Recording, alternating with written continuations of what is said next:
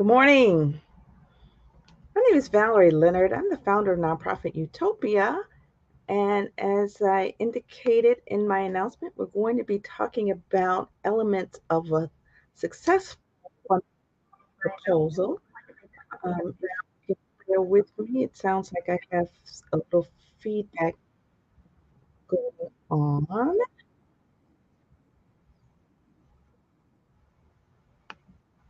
Okay. Alrighty, so I had to get rid of that second instance. I'm so sorry. We're going to be talking about the elements of a successful funding proposal today. So we're going to review what we talked about when we spoke on developing a case for support, build upon those lessons, and then after that, we'll go into the elements of a successful funding proposal and give you some tips for doing better. All right, so without further ado, I am going to share my screen. All right, and then we'll have at it.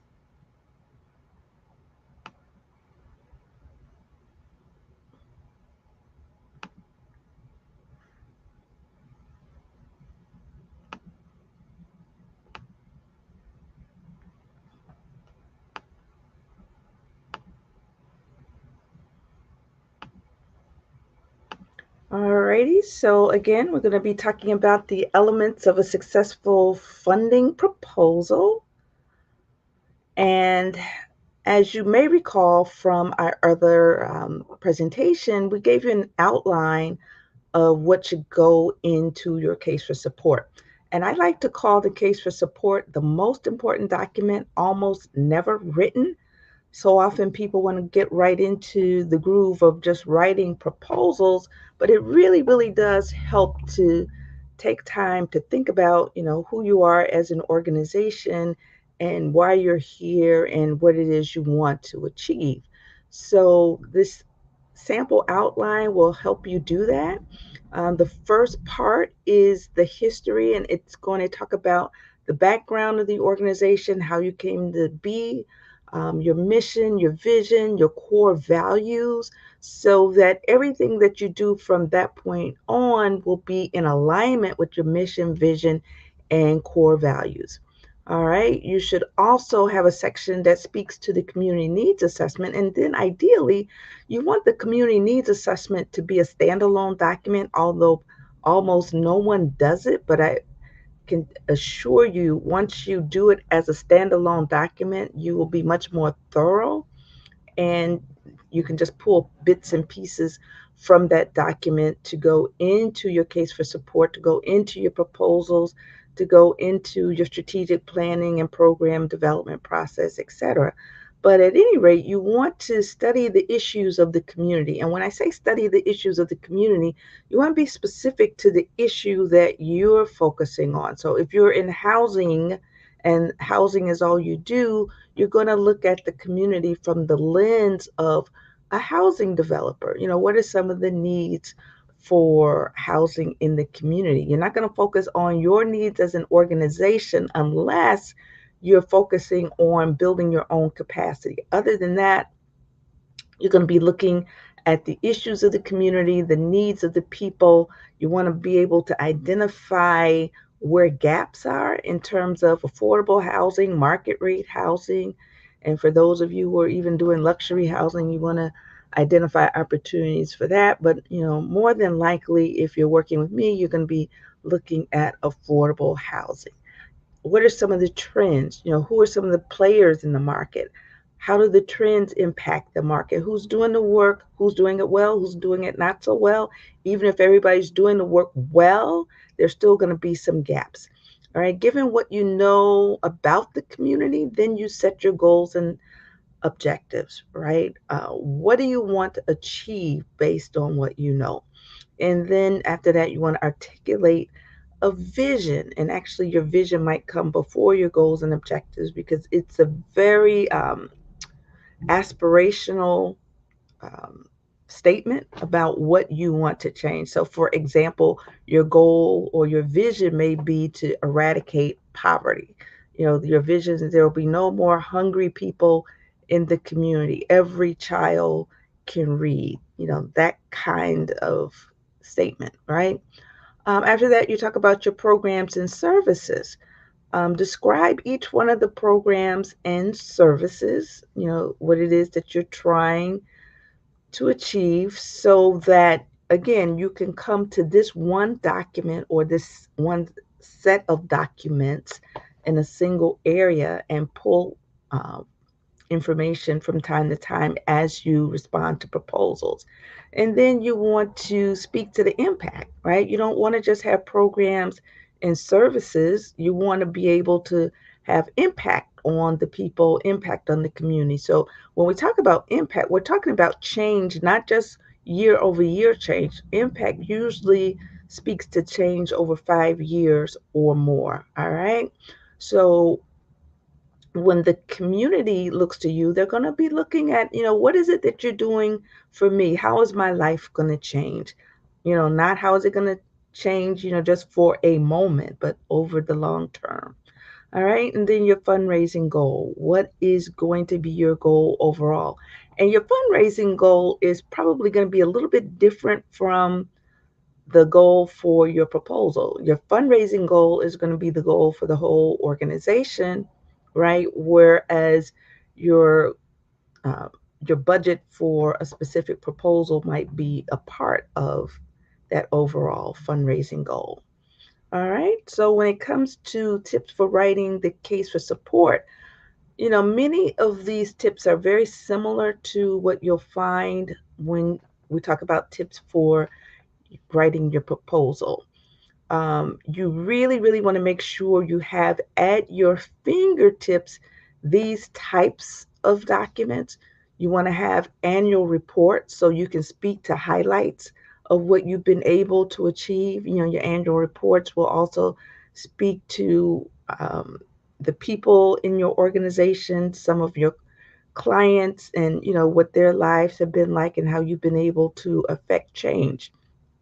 You might want to refer to a program logic model because really your program logic model lays out, I guess, on one page or, a very few pages, what's going on in the community, your goals and objectives, the resources that you're going to need to meet those goals and objectives, the activities in which you're going to engage, and then the outcomes that you're going to have as a result of all of this busyness, right?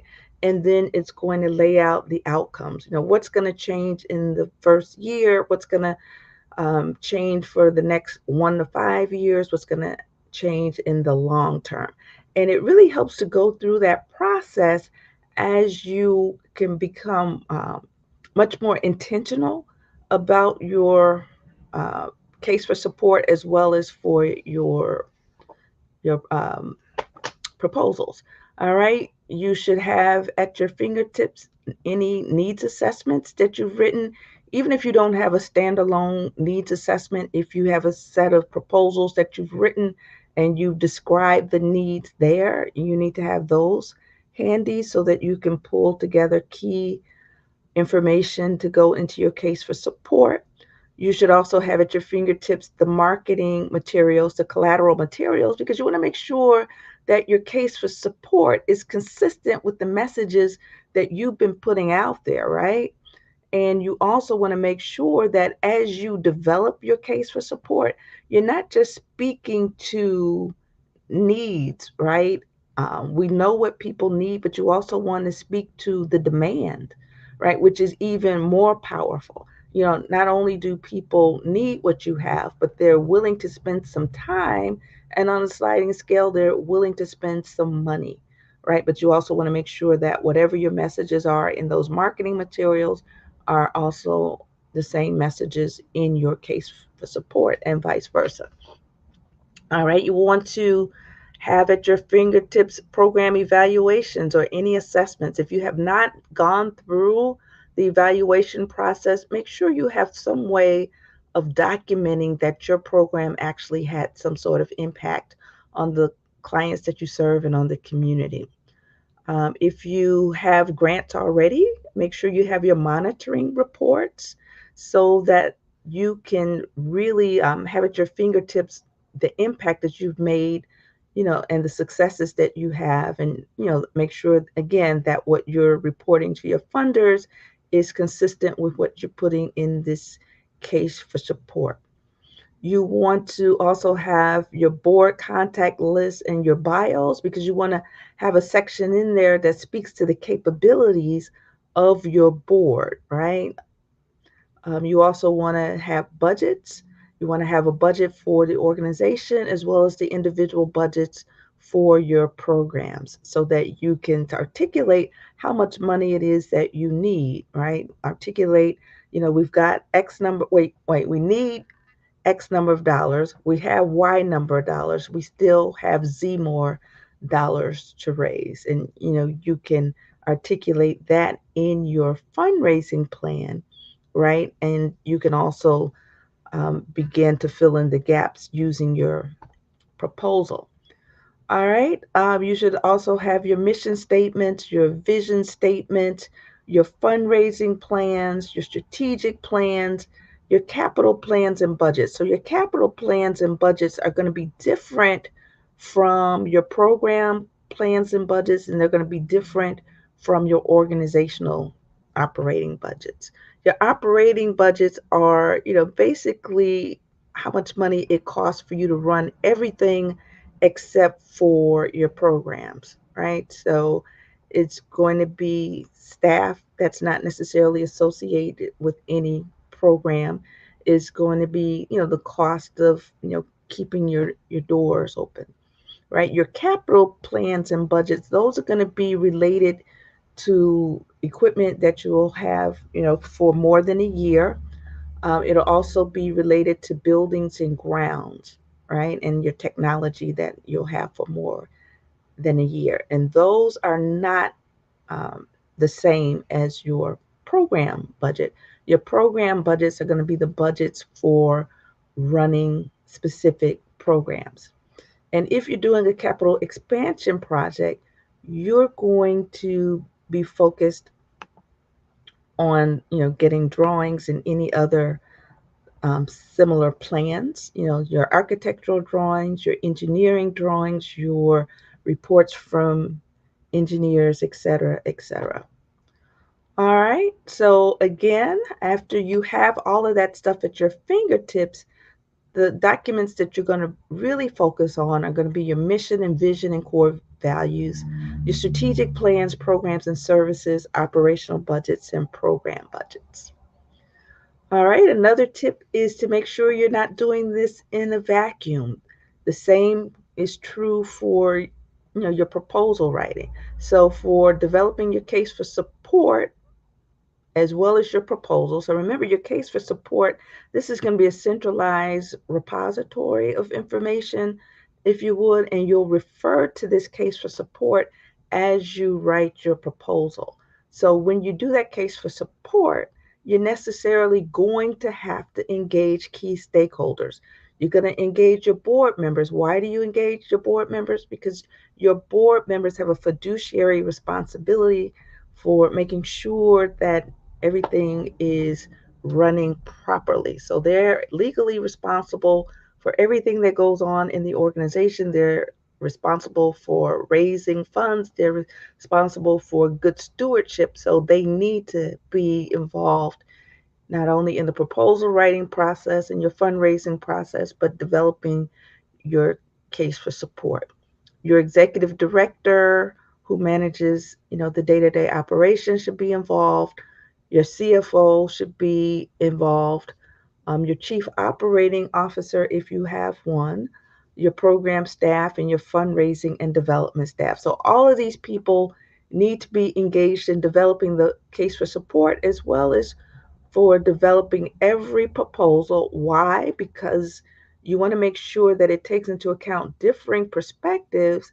And two, if you have a somewhat complex organization, no one person is going to hold the key to everything that is necessary to have a well-rounded, well-documented picture of what's going on, right? Each one is going to have differing perspectives, And you don't want to have a situation where your fundraising and development staff are committing program staff who have to do the work, right?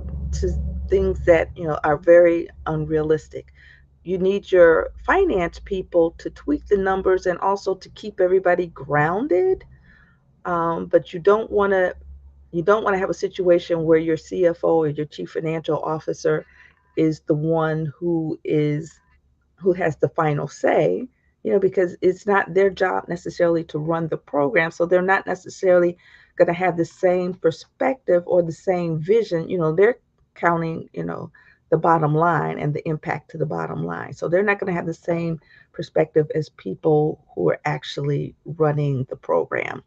Your executive director is charged with making sure that the vision of the board members are carried out. And again, the board members are responsible legally for everything that goes on.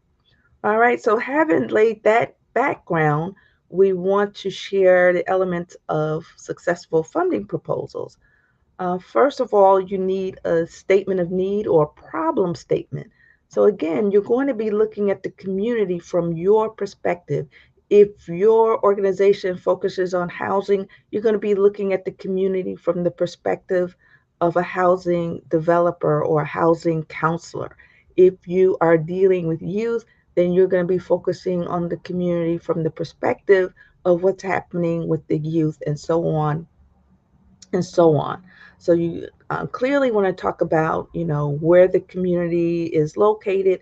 You want to give statistics about, you want to give some demographics about the community, et cetera, et cetera. And whatever the problems are, so if you're focusing on youth who are at risk for detention, you want to talk about some of the issues that lead them to that space.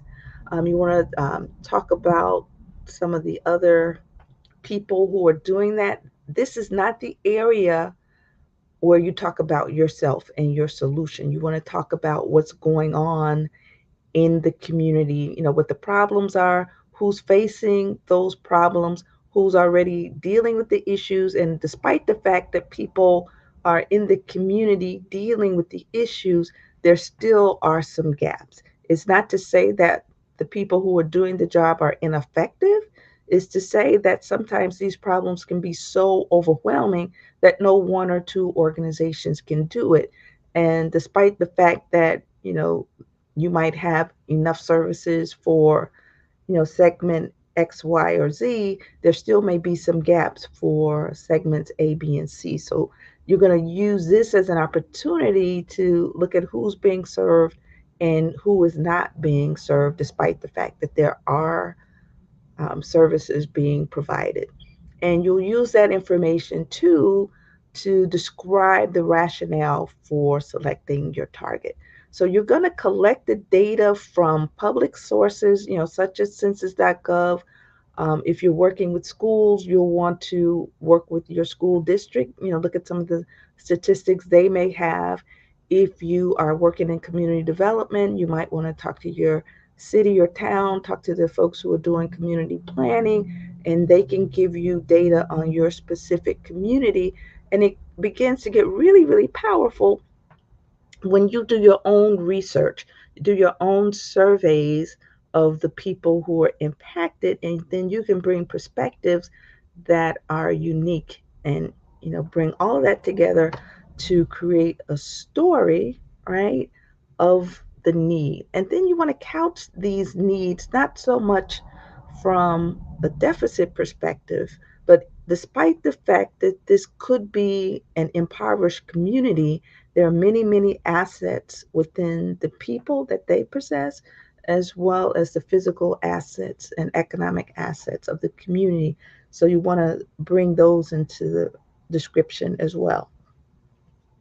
So, given what you know about the community, what are the goals, right? So, for our purposes now, we're going to speak to a goal as a broad, sweeping statement as to what you want to see change for your target, given, um, the current environment, right? So, that will be, it's not going to be as specific We're going to start from the most general, which in our case is, the community needs assessment. Then we're going to drill down and speak to the goals. And an example of a goal is the homebound elderly in Maine County will live with dignity and independence in their own homes. So that's the overall picture we want to see. But how do we get there, right? So the objectives tell us how we're going to get there. And in this perspective, we're going to use SMART objectives as opposed to SMART goals, right?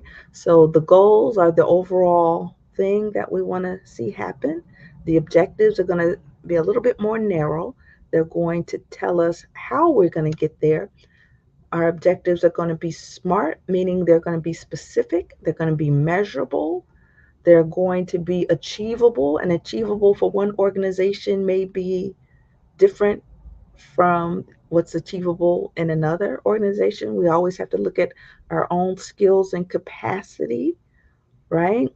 They need to be realistic, given the resources that we have, and timely, right? They need to have a deadline. So there are also two types of objectives. We have the outcome objectives, and those are measurable time specific results that the organization wants to accomplish as part of the grant. And when we talk about outcome objectives for the purpose of the grant, this is for the grant. When you do objectives for strategic planning, that might be for a longer period of time. So in this case, when we're talking about grants, when we're writing the objectives, everything that we're writing needs to speak to what can happen within the grant period. So some grant periods are going to be for 1 year, some will be 2 years, some will be three, and the longer research grants can be, up to 5 years from the government. All right, so in this example, for the outcome objective, there will be a 5% decrease in the number of frail older adults going into convalescent homes during the first year of the social service program. So this is focusing on the result, exactly what's going to change for them. The only time you're focused on what's going to change for your own organization is if you're writing a grant to get funds for capacity building. And when we speak about internal capacity building, we're looking usually at those activities that are going to increase our ability to better serve our our constituents. So that means we're going to have to strengthen our organization. That might mean hiring more people. It might mean doing a strategic planning process. It might mean putting financial systems in place, other policies and procedures, and that kind of stuff. But generally speaking, we're speaking about goals and objectives that will impact others and not our organization. So when it comes to a process objective, that is basically literally saying a process. It's the nuts and bolts, and it quantifies a method for achieving the goal, right? So, for example, there will be an increase in social service referrals and follow up for 75% of the individuals served by our program. Or, we will serve 100 people.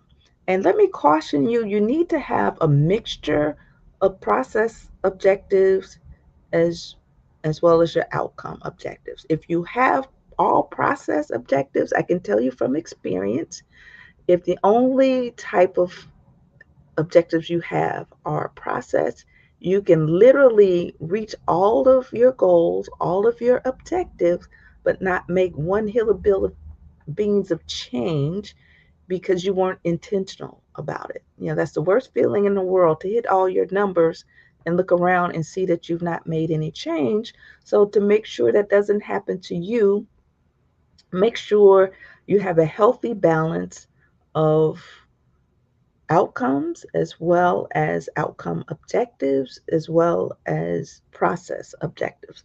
And when we speak to outcomes, outcomes are speaking as a we're looking at an overall result of your activity, what will change for your target, and you should have indicators of your success. So, for example, a general statement might be students will have an increased level of self esteem as a result of going through our program. And you might ask yourself, well, self esteem, how do you measure that? It's really difficult to measure it on its face, but if you have different assessment tools, for example, the Ohio Scales for Youth programs, that is an evidence based scale or evidence-based survey, right? It's been tried and true that that people can use. And when I say people, you will have your students fill it out, you'll have their parents fill it out, as well as the youth worker fill it out, all answering the same questions from different perspectives, right? And then you will be able to look at that before the student, you do that assessment before the student actually goes through your program, and then you'll do it after. And then sometimes you might do it, quarterly, depending on how long the student is with you. And then that way you can measure pre and post tests and then measure change over time. All right. So the methods, when we speak to methods, those are specific activities to achieve the goals and objectives and outcomes. And usually you might include a work plan with a timeline of these key activities. So for example, the activities could be things like workshops, field trips, home visits, et cetera, et cetera. It might be recruitment. So you will have a list of all the tasks, have a deadline by when those tasks are going to um, be finished. You'll give a detailed description, and then you'll indicate who is responsible. So another section is the evaluation. So basically, you're asking yourself and you're telling others, how do you know your program is effective? So you go back to your goals, you go back to your objectives. And you want to do this right before you even start your program. And you want to create a structure such that when your program is going on, you can easily conduct an evaluation. So now is the time when you're developing your proposal to think about how are you going to know your program is effective? What data are you going to collect? What's the proof that it is effective? So if our goal is to increase the self esteem of our participants, right? What's the evidence that the activities that we're putting our students through, what's the evidence that it's actually helping them to achieve that one particular goal of increasing their self esteem? So, what activities are you going to include? So, some of the activities you might include, and I'm not saying this is what you have to include. One activity that helps students to increase their self esteem is public speaking. Speaking where they are not just giving a speech, but they have to provide some evidence to support the claims that they're making in the speech. Other activities, spoken word, um, dance, modeling, anything that helps them to develop a skill that they can definitely see growth, and then they can explain it, right? So, how are you documenting how people felt? Another way you can look at whether or not their self esteem is growing is, assess the degree to which they are engaging in. When I say they, your students are engaging in activities that are not life sustaining, violent activities, substance abuse, or whatever. People who are growing in self esteem are less likely to participate in those activities, once they're educated, once they're introduced to alternatives, and given a reason to stay on the positive side. And then the evaluation plan, it's going to be a space too where you describe your evaluation. So it's good to have your program logic model in front of you. Your program logic model, again, is going to describe what's going on in the community, your goals and objectives, the resources you need, the activities you need, the outcomes, and your measurements, right? So as you describe your plan, you're going to have that logic model, which will help you to develop some questions, So if you're effective, what do you expect to see, right? If you're effective in developing housing, what's the evidence? If you're effective in that, the evidence is going to be you've been able to develop X number of houses. If your goal is to create wealth by producing more homeowners, what's the evidence? You will have, after people go through your program, you will have X number of people who are now in the position to afford housing, afford to buy their own homes, whereas before your program, you weren't able to do it. What's the proof? How will you document that, right? What data are you going to collect to prove it, right? Who's going to collect the data? By when? How much is it going to cost for you to actually go through this evaluation process? Who's going to do the evaluation? Are you going to have an outside evaluator? Are you going to have someone from within the organization who is not necessarily doing the project to evaluate? If you don't have the resources to have, different people who are not engaged in the program evaluating, if you're doing the program and you have to assess it yourself, what tools are you going to use to make sure that you can be as objective as possible? So you want to be able to describe all of that, know all of that when you're writing your proposal the first time. And why do you go through this process? Because you don't want to be caught with your hands down, right? Or with your pants down when the funder comes knocking on your door saying they want to evaluate your program and you did not design it in such a way that you're capturing the data that you need, or you're actually engaging in the activities that you need to know for a fact that you are making a difference. Been in that situation before? It's one of the most uncomfortable situations to go back and have to back into your evaluation. So it's always better to plan from the front. All right. So your plan for sustainability, you want to describe how this work is going to continue once the funding from this particular funder runs out. So the plan for sustainability, it could be replacing their funds with another funder. It could be, doing a strategic plan and identifying other strategies. It could be developing a business that will plow funding back into the organization. So, whatever your plans are for keeping the organization going, for keeping the program going after this particular fund work runs out, you need to be able to describe that in detail. All right, so the budget. So, taking into account everything that I just shared with you, what resources are you going to need to achieve your goals and objectives? How much is it going to cost? So, when you think about the resources, you think about resources like the human capital. You think about things like, your facility. Think about the supplies.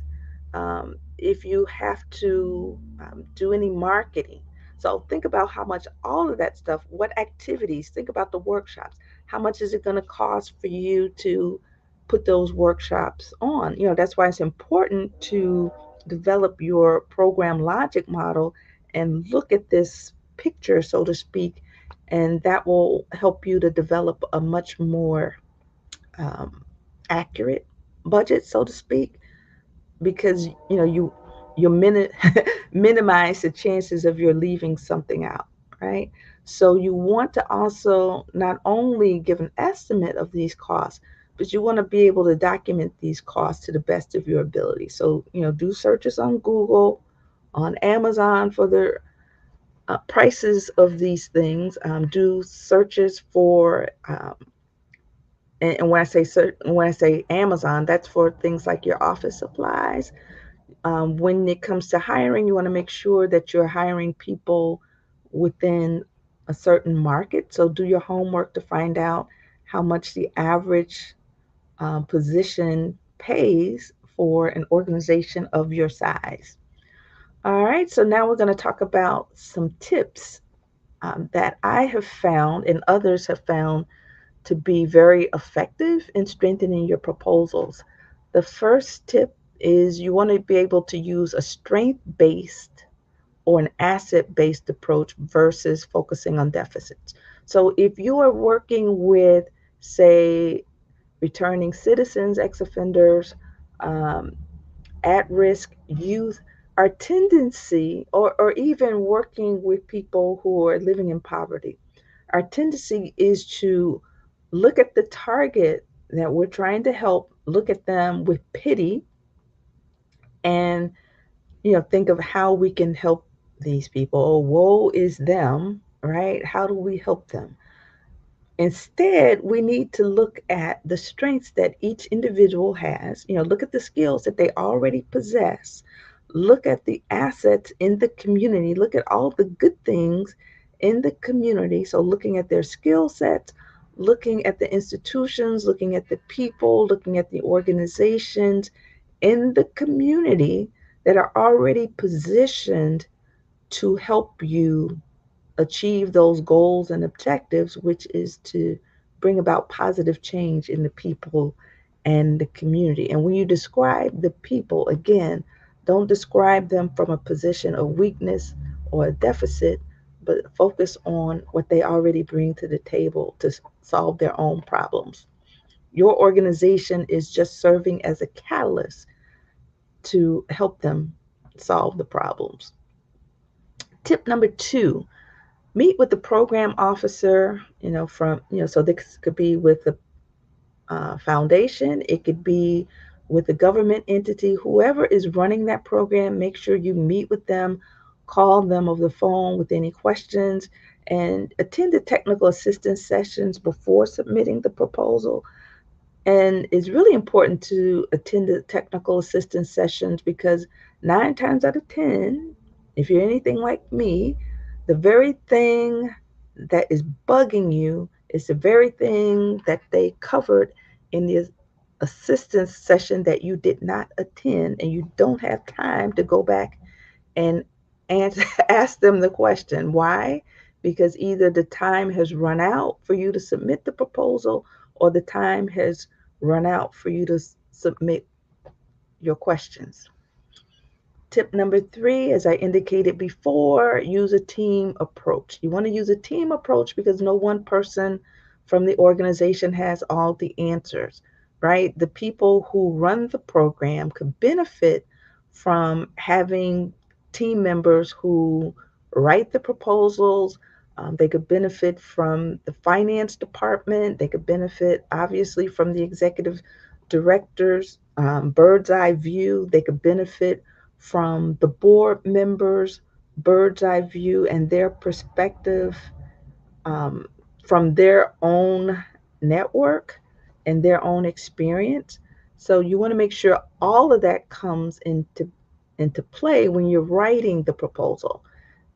Again, you don't want to create a situation where a grant writer who knows nothing about your organization other than what you told them or what they read is trusted with writing everything. And then when the proposal is read by the folks on the other side, they can see that the person who wrote it really is not grounded in the work. Tip number four, respect the project management process. So much of what goes into a successful proposal is not the writing. The writing is important, but there's a lot of project management that needs to go into place. Um, Again, there's going to be several people in your organization that can give you information. Make sure you go to the people who need to give you information first instead of last, because you don't want at the last minute you having an emergency does not constitute an emergency for them, because you didn't plan properly. So if there's any information you need to get from other people, make sure you read the proposal application first, see what needs to be farmed out from others, farm that out first, and then you do your part.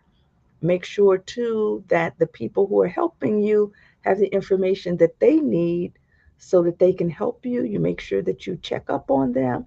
And sometimes, just sometimes, the project manager, if you're fortunate enough to be in that position, sometimes the project manager doesn't necessarily have to be the person who is writing. The project manager is the one who is making sure that the process is moving um, without the kinks, making sure that people meet their deadlines, and then the person who is responsible for writing can be freed up to write while the other person is making sure everybody else is on task. Tip number 5: answer the specific questions asked as opposed to copying and pasting verbatim from other proposals. Again, sometimes we think because we have a similar question in one proposal that we can just copy and paste that, but that's not necessarily true. I find it helpful to literally copy and paste the question that is asked and make sure that I go line by line, and sometimes splitting sentences apart to make sure that I've answered every specific part of that question that's asked. And then on top of that, make sure that when you're, um, if they have a point system, that you compare what you're being graded on to, the question that they're asking. Sometimes what you're being graded on is a little bit different than the question asked. So you want to make sure you look at both. Tip number 6: read sample proposals that have been funded already. Um, if you can't get a copy, from from your funding source, if you have a friend who might be willing to share it with you, if you are lucky enough to have been funded before, look at those. If you have access to a database, I know GrantStation has um, real proposals that you can search and look at those. Sometimes you can do a FOIA, if it's a government entity. Private foundations are not subject to FOIA, but government agencies are subject to FOIA. You can FOIA them, and that's Freedom of Information Act. So you can request a copy of a proposal that has been funded so you can get a sense for, how the questions have been answered and a winning response. Tip number 7: if the funder provides their scoring methodology, study the scoring criteria and focus your time and energy accordingly. So you got limited time, right? Some points, some questions are going to be worth more points than others. So you want to focus the majority of your time where there are more points, right? And that's not to say that a difference of 1 or 2 points can determine whether or not you get the proposal, but I'm just saying that you really need to focus your time and effort on those areas that have the most points, and have somebody who's not affiliated with your project to review that your proposal within that scoring rubric that they provide, so that you can get some feedback and then strengthen your answers. And at the same time, you need to be looking at it again yourself. All right, number 8: create a program logic model and or program flow chart, whether it's required or not. So why do you say go the extra mile? One, a program logic model helps you to develop a foundation for what we call an evidence-based program. in addition to, I guess, an evidence-based proposal. So it forces you, at least the particular model that we use, which is based on University of Wisconsin, it forces you to look at the situation, what's happening in the community broadly, big picture, and then drill down to what's going on, with your own clients. Given what's happening in the community and with your own clients, then you develop goals and objectives. You identify all the resources that you're going to need to do this program, all the activities that you're engaging in, all of the outcomes you want to have occur as a direct result. And once you go through this brainstorming process, you will basically have everything you need to answer the questions on your proposal, right? And you'll also have the information you need to create a more accurate budget. So you'll be able to align your budget more closely with the activities, and it'll reduce your chances of missing something. The same with drawing a flow chart. You want to have a flow chart to describe what happens, with your customer. So some people might call this, your customer experience. What happens with the customer from point A to point Z. You might want to have a flow chart that actually gives a flow of what happens from the recruitment phase, actually from program development to recruitment to onboarding folks, what happens to the program. And the reason why you do that is, again, it helps you to write a better narrative that's more detailed, more logical, and it really, really helps you to tell the story of what's happening with your clients from point A to point Z, and what's happening from an operational standpoint, the resources that you're allocating to make sure that your clients get what they need in order to be successful. And again, you can write a much more clear program narrative. And when it comes to comparing uh, your more detailed program narrative that addresses all of the things that they're looking for, that talks about, what's going to happen from A to Z, versus someone who just gives a very short narrative, a summary answer. If they compare the two, the more detailed answer, as long as it's responding to what they asked for, they're going to get the nod every time. All right. And when I say every time, I have to um, go back and say, I have to temper that. Obviously, there are going to be limits. They can't fund every proposal, even though they get a lot of good proposals.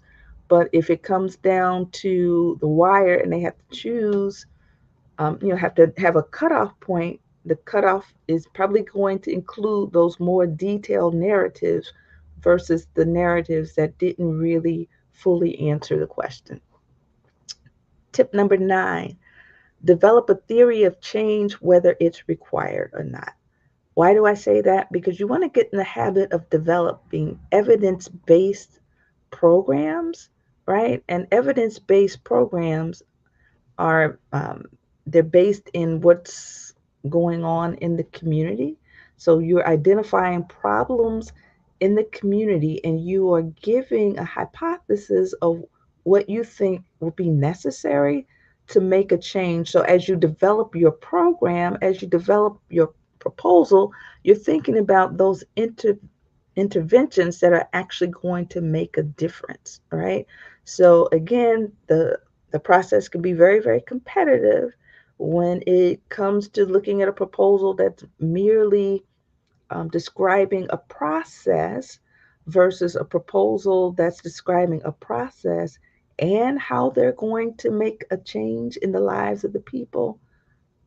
You have an advantage by describing how you're going to make a change, how the activities in your project are going to make a difference, how you're going to be able to document that change, what evidence you're going to collect to show that there is a change, right? So again, whether it's required or not, I would suggest that you do that, and it helps for you to develop, more realistic programs, more impactful programs that are based in reality, as well as creating a space for you to test your own theories, right? And if you get good at this, you become the thought leader, and then money automatically flows to you, right? You won't have to work quite as hard. I mean, it's hard, it's always hard, but you won't have to work quite as hard if you have evidence of a process that works. All right. Tip number 10, develop a realistic budget. All too often we develop budgets that are not grounded in reality. We think that, if we, for example, if there's an opportunity to ask for up to $100,000, we ask for $200,000, thinking that they may change their minds. That's not realistic. Another case of an unrealistic budget is to describe, what's going on, right, in detail, but your budget doesn't necessarily capture the full cost of all those activities. So, in that case, you have left probably thousands of dollars on the table just because you didn't outline those activities. And the reason why many people don't have as detailed a budget is because they didn't take the time to develop the program logic model. They didn't take the time to develop the theory of change, which will help them to identify all of those activities, that they're going, and all of those resources that they're going to need, from the planning process to, actually hiring, engaging in the process, even the data collection. They don't even think about the cost to collecting the data. So all of those little bitty things that you have to do, you want to be able to assign a realistic cost, and that will help you to develop a realistic budget. And often, when people are granting funds, the very first thing they do is they go to the budget. And that will help them to determine if anything you say in the narrative is of value and is realistic. All right. So at this point, I have gone through our presentation. If there are any questions, please post. I see two people from our community. We've got Wilbert Cook, Reverend Cook. Awesome sermon yesterday. I didn't get a chance to tell you that yesterday. Awesome sermon. If you're still here, good morning. Thanks for checking in. If you have any questions, feel free to post. Any comments, feel free to post.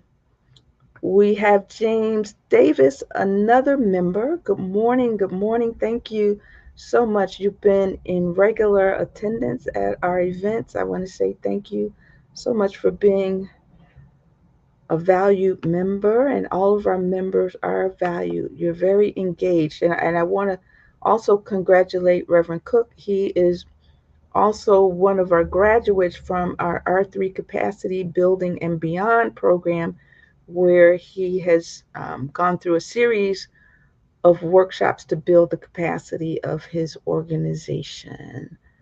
All right. James is wishing everyone a good morning. He says that tip number 1 is powerful and serves as a reason to believe that I can be of service to the community. And let's go back to tip number 1.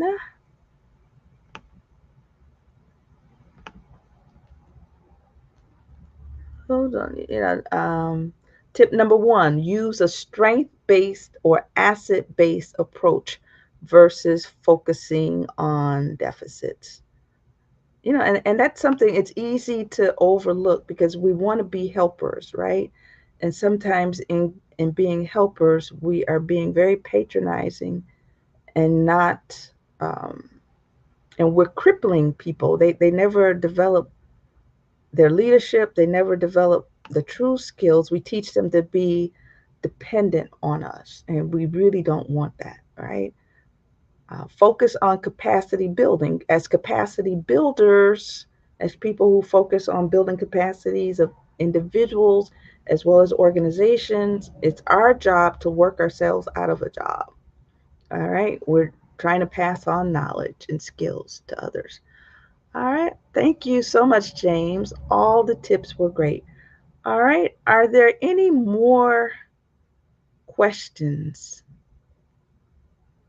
All right. So it doesn't look like there are any more questions. I do realize that there's somewhat of a delay, but if you are a member of our Nonprofit Utopia community, we will be meeting on Wednesday in person in the community, where we will help you go through the process of developing a fundraising plan. And the proposal writing is just a small part of the fundraising development plan. All right. All right, so it doesn't look like there are any more questions. If you're interested in learning more, um, feel free to go to our YouTube channel. We got over 200 videos on a number of different topics in nonprofit management. We also have the Nonprofit Utopia community. You can come and be a part, and you can do a deeper dive. And we also have our capacity building blocks program, which is coming up, and part of that program is to do a full day grant writing workshop. And then I'm also one of the grant writers for a grant writing workshop for UIC, University of Illinois Chicago. We'll be having a full day workshop coming up on March 6th. So if you're interested in that workshop, leave a message in the chat for me. All right, so it doesn't look like we have any more people who have any questions. So thank you again. I really, really, really appreciate your time, especially on this holiday. Thank you for your questions. Thank you for your comments. All right, you take care. Bye bye.